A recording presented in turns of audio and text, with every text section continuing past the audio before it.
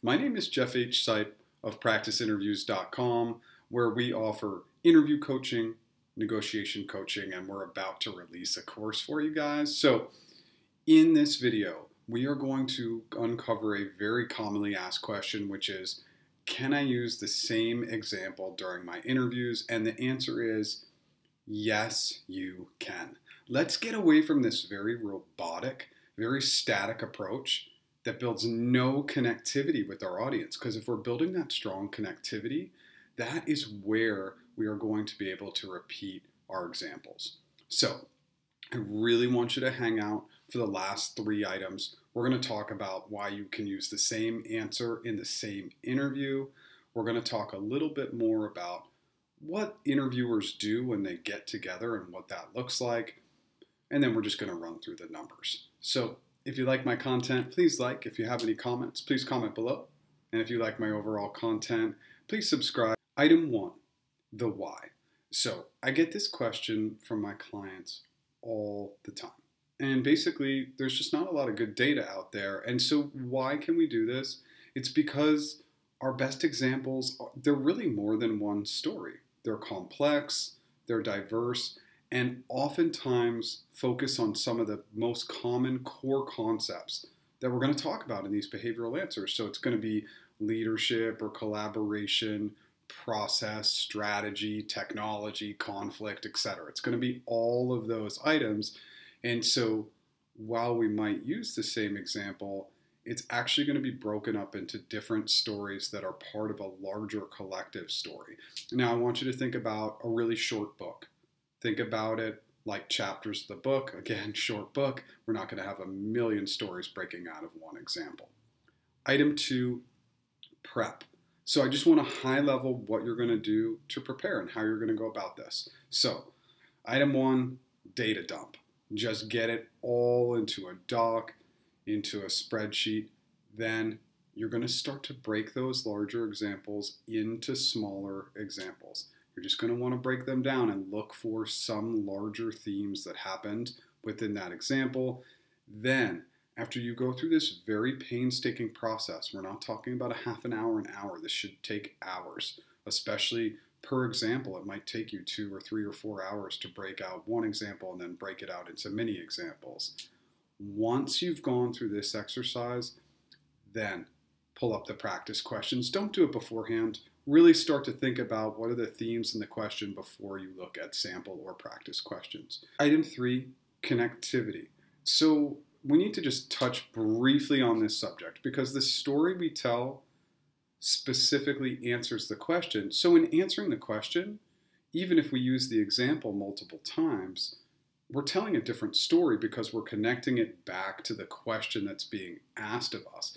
And we're really trying to identify that theme. And it might have been one of the themes I mentioned before. It might have been something different, but we're trying to uncover specifically and thematically, what is that one thing our interviewer is looking for?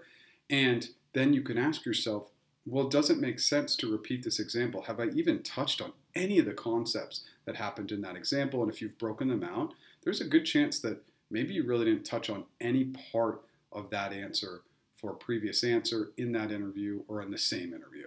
And so let's go to the section that I am the most excited about, item 4, same interview. Just stick with me on this one.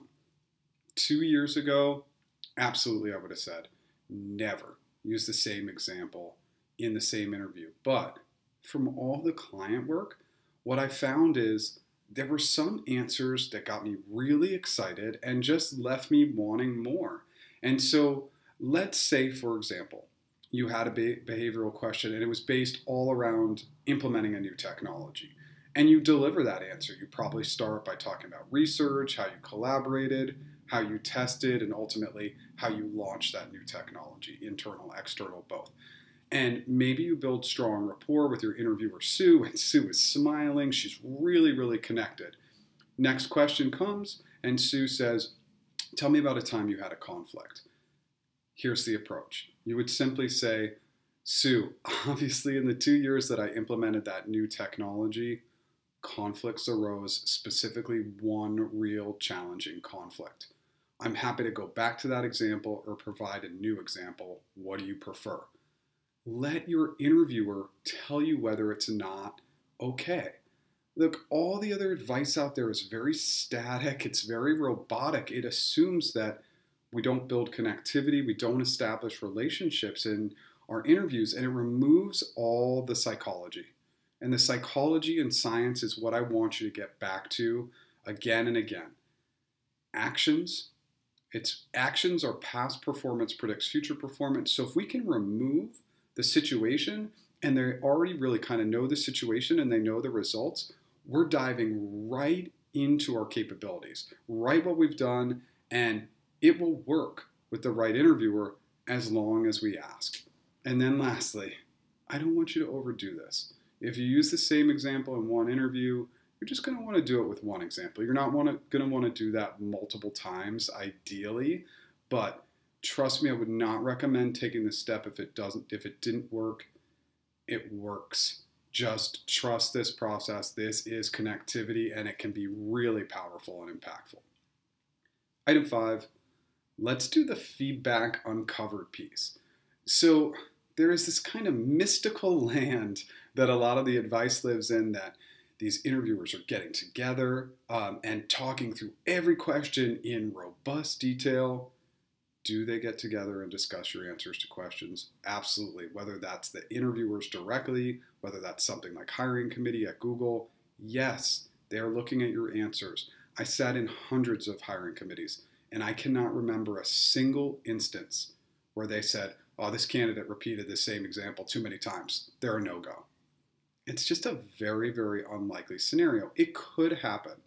But remember, if you're focused on diverse and complex answers, it's not going to happen. So this uncovering that interviewers are saying, wow, this person's terrible, they don't have great examples, they always use the same example. No, not if we've done the prep work, not if we've put in the time. So don't believe that fluffy land. It doesn't exist. It rarely, rarely happens. You would have to use the same example all the time, multiple times in every interview. It's just an unlikely scenario.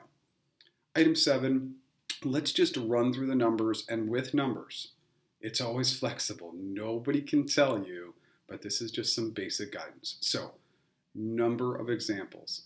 I love 5 to 7. 7 really complex, diverse examples, that's a lot. Total number, 10. So maybe we have a few nuanced. One where we had a really specific, challenging process we had to create, or conflict, or whatever it might be. But less is really more. And then let's talk a little bit about how many times you can bring up an example throughout the interview process.